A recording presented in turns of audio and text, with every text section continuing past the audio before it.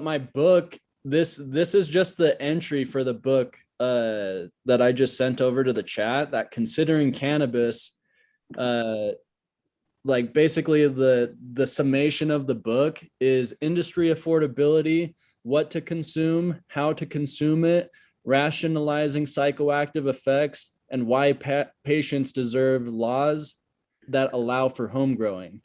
Like those are the only things that patients really need to focus on. There's a lot of other like details that are in all of those, but there's a lot of things like in the cannabis industry that patients don't necessarily need to think about, or they don't need to, if they do their own research, they might come across a lot of like counter information to what they would find in my book. Just because if you do research on anything, you're going to find multiple answers to it. What I've done is I've done my research and I've chosen what I think makes sense. And I believe that it's not even a matter of like opinion. Like the things that I have in my book are pretty straightforward, of just like telling it how it is, like talking what prices are, talking what the reality of patients are, talking about what's going on in the industry on the medical side, what's going on in the industry on the cannabis side, and why it's not matching up, and why we're somehow like having all of these taxes being avoided because we're not able to change distribution lines. Distribution lines won't change if patients have a cheaper option. The patients have been breaking the law for a long time at this point, probably their whole life when it comes to cannabis. So to think that somebody can come and intervene and like add another middleman to that process, people that have been buying weed for a long time know what it's like to like avoid getting middlemaned. And when that does happen on the government side, all of a sudden you just have like all the anarchists that are just like out of principle saying fuck you. But that doesn't necessarily help patients either. You have people in the legal industry that are like, the people in the black market just don't get it. Like, kind of. They also get it a little bit more than what the legal industry sees it, but it's all changing. Everything is like, education's getting better. I mean, the difference between the two is just one side has been there for a lot longer. The legal side is just trying to get their foot in the door. I mean, when we look at the comparison, who is this legal market really for?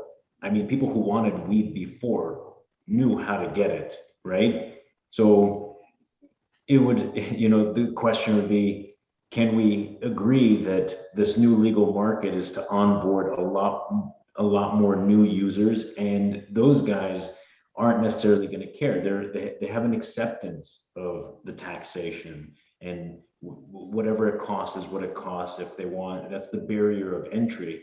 But for you or me, who have been smoking for most of our lives from the 90s to the 2000s, if we wanted access, we knew where to go. It wasn't a big deal for us. And that's probably where that big fuck you comes from the underground users. We just turn to the black market like we always have. Why should we be paying so much more for the same exact thing? It's the fucking kids who grew up on the uprising skateboarding scene and Jackass. Like that whole like skateboarding scene, like what it did for cannabis is like it created a bunch of degenerates, and those degenerates that were hanging out skating became the stoners in the school.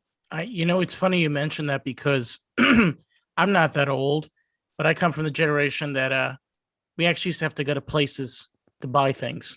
Buying on the internet wasn't as easily available as it is today. and I remember when I was in school, there's a movie called Pineapple Express that came out, and that was, like basically what happened was a kid in my class, he went into a Blockbuster and he legally took out the movie with his dad's Blockbuster card. And he came back. He's like, dude, there's a movie about weed. I'm like, oh my God. And we're watching this and we're like, wait, what? And that was like my introduction to the whole like cannabis world. And I'm like, oh my God, this is insane. What is wrong with these people? But that's the kind of exposure people my age was exposed to. That's what we saw in the early days. I don't know if that would have been the best example, but no, but that's like the first one I saw. So I thought it'd be a good one to throw out there. No, I mean, it's not like How High would have been any better, No, they were just insane for literally an hour and 45 minutes.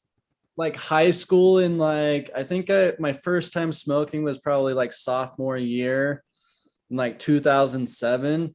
And even around that time, it was like telling ghost stories of like how cannabis might be medically beneficial because Utah was still fully prohibited. And so everybody was still trying to like sell each other on why it should just be allowed. So like everybody's talking about why it should just be allowed. And like the conversations weren't even about medical use. It was just more about like, we have the right to this shit. Like, we believe this shit and help us as friends. We like it. Yeah. I don't know, man. It'll get better, I think. Just have to have faith, and believe things that can change. I'm one of my biggest mentors, even though he was not the greatest human being, but his ideas was John Lennon. And one thing he did say was, all we're saying is give peace a chance. Yeah. We're not demanding it. We're just asking. Can you just, same thing with cannabis. It's all we're saying is, can you give cannabis a chance? We're not asking for too much. We're really not. I think they're definitely beginning to change their tune, but it's only because, again, the question is how much money can they earn from it? They are giving it a chance.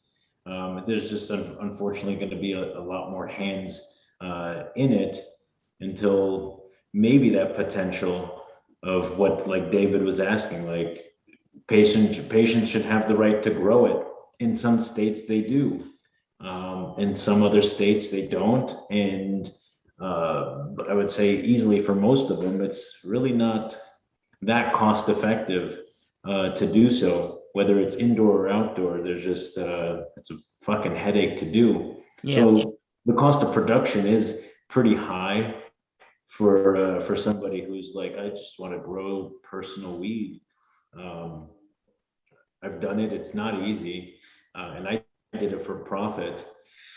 But ultimately, they are giving it a chance finally. It took a long time to get to this place. But I think a good thing to understand is the medium of control. I mean, the way they tax this thing is so absurd, but it does come back down to the control factor. I mean, they control everything so thoroughly. And why should this be any different? But the main question for this particular podcast was like, why so much taxation? The control aspect we understand. They control everything. They control the drugs, they control alcohol, they control tobacco. And the regulations on all those things are pretty severe, but the taxation is not as bad. So what is it? What do you see? You look like a deer in headlights, man. Oh, I'm just looking at a bud. Wow. No, it's so weird because when you look at this it's a little just tiny. And I just say to myself, it's like this little thing has so many little things going on inside of it. Can't see. It's a beautiful plant. It is. It is very pretty. It's got little yellow and orange and green. No, I'm talking about inside and out. Have you been inside of a grow room before, David? Or No. sorry, Dave? No. Yeah, man. When you're out here, if you have any friends in the business, ask if you can just like pop in. Do you want to go on a field trip to a farm? Yeah, we should probably consider doing something like that. That would be a lot of fun, and it'd be great to try to document that even. Oh my God, we can use that for the YouTube channel. Me like holding the flower, being like, and like that could be like our cover picture, and then like we'll have the opposite of you holding the flower the opposite direction. We could do that. We're awful. All right, guys. This has been fun. Thank you so much for watching the Shin Dig Variety Show, where we talk about topics about today. Yes, that's right. See you guys in the next one. Thanks for watching.